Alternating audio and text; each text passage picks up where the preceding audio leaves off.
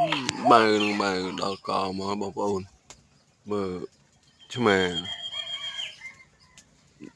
បើមេបើដល់កមក3ក្បាល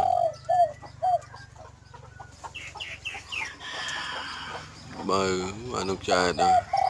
អានោះបើយូរហើយចែកដែរងាកមកខាងនៅពីនឹងប្រជែងគ្នាបើមើលទៅសត្វធំបើសត្វឆ្មា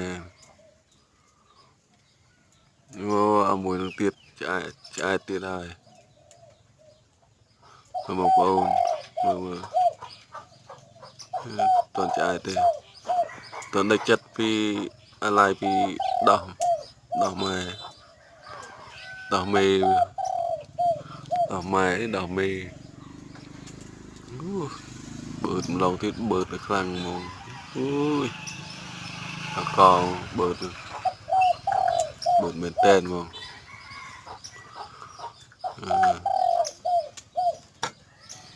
នេះ